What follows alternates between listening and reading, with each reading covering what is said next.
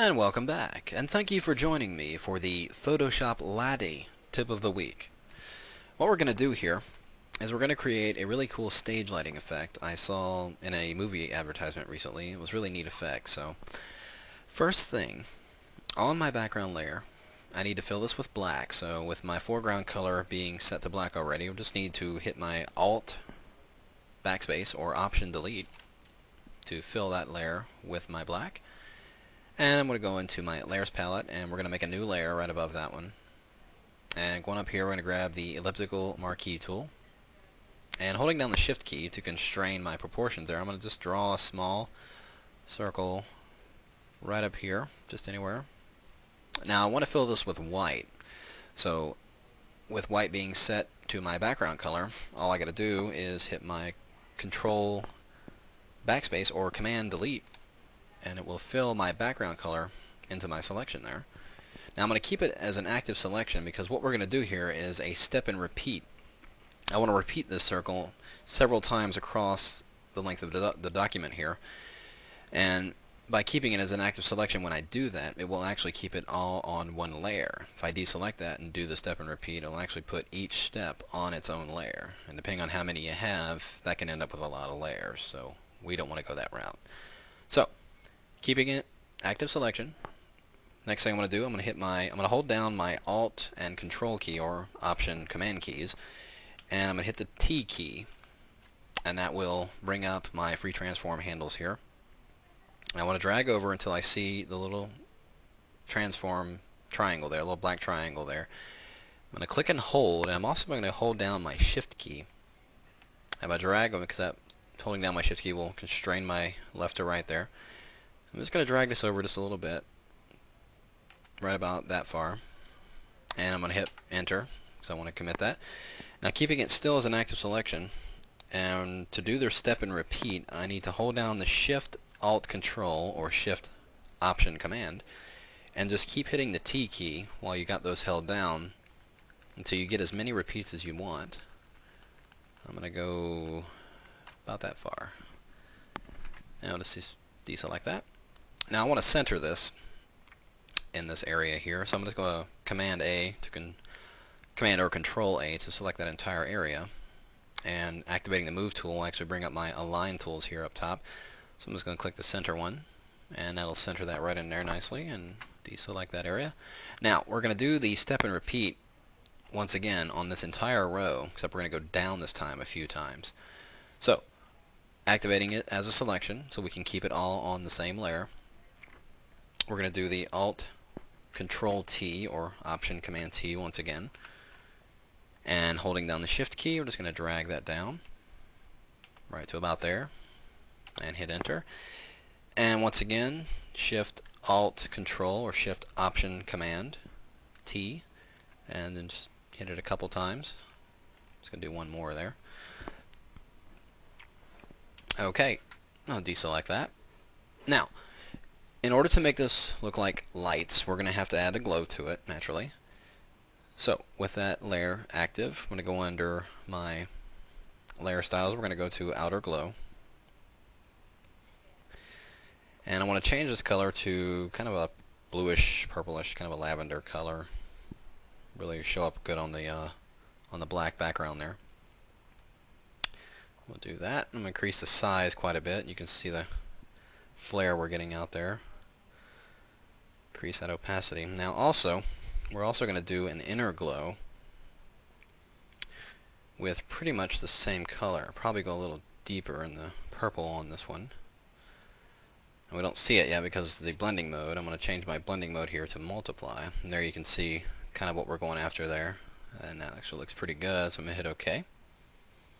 Now I want to make this area of lights actually reflected into the floor of the stage. So in order to do that, I'm just going to duplicate that layer and drag it down roughly to about there, kind of making a space in between, so it's so it's pretty distinguishable between the actual lights and the reflection. And on that layer, I'm going to drop the opacity just probably down to around 70%. Now I want this reflection receding, of course, into the floor, so I'm going to put a layer mask on this so I can mask some of that area out. So I'm just going to click on that new new layer mask icon right there. Go over here and get my gradient tool. And from the bottom, I'm going to hold down my shift key. I'm just going to drag up right until about there. And you can see it's masking out some of the area. Now it's masking out quite a bit, but you can still see quite a bit of these lights in here. Now that might not be, actually doesn't look all that bad. I'd probably leave it alone. But just so you know, I'll show you this. If you have a layer style applied to a layer and you have a layer mask on it, the layer mask by default does not mask out the layer style itself. It'll only mask out the elements on your layer. But if you want your layer mask to mask out your effects as well, simply go back into your layer styles by double clicking on that icon, and you can go in here right into the main window. Here's all your effects in here. Go to blending options. Right down here you see layer mask hides effects, and just click on that, and you can kind of see the difference you're getting here. It's actually masking out some of that inner glow effect that I put on there. And I'm going to hit OK. And actually I'm probably going to drop that opacity down just a little bit more. Just like that. There. Now, all we got to do now is add somebody onto the stage to really sell the effect here. So I've already got a path drawn of a person dancing here. So I'm just going to I'm going to move that in position there, scale it just a little bit more down, like that, and I'm going to activate that as a selection. Go back in my layers palette. I'm going to make a new layer to put this on. With that selection active, I'm going to fill it with my foreground color, so just Alt, Backspace, or Option Delete, just like that.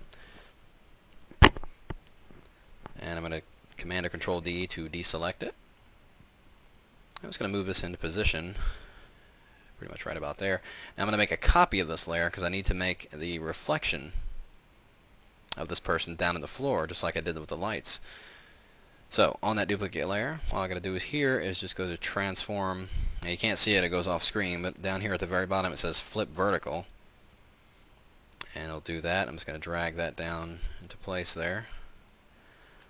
About like that. Actually, those feet cross over a little bit, so I'm just going to kind of rotate it. Pretty much just like that. There. Now, because she's standing in front of these lights, we'd expect to see a little bit of a halo glow around her coming from those lights. So, in order to be able to do that, it's going to add a layer style to that. And we're going to do a inner shadow on this one, because if we do an inner glow, it'll actually put the glow in some parts of the image. We don't really want the glow because there wouldn't actually be any light there. But the inner shadow will actually give the light some direction. So with my inner shadow activated, go in here and we're going to go into color picker, and we're just going to sample color of this light in here. Kind of get that purple, maybe make it a little bit brighter. Now hit OK. And I'm going to go ahead and change this blending mode to screen so it'll really show up, and you can see what we're getting there. Now it's a little bit more than I want it to be, so you can see, even though it's a little too much, you can still see it works because it's giving a person a little bit of dimension and shape to it, so it's not so flat. But I'm going to decrease that effect just a little bit so it's not so harsh. And I'm going to turn off global light because I do not want my light direction changing on any other layers I have layer styles on. I'm just going to pretty much set this straight up as if the light's coming in right from behind her. And that looks pretty good. I'll hit OK. Close that out there. Okay, and there we have it. A really cool, really neato stage lighting effect created entirely right here in Photoshop. This is the Photoshop Laddie. Cheerio!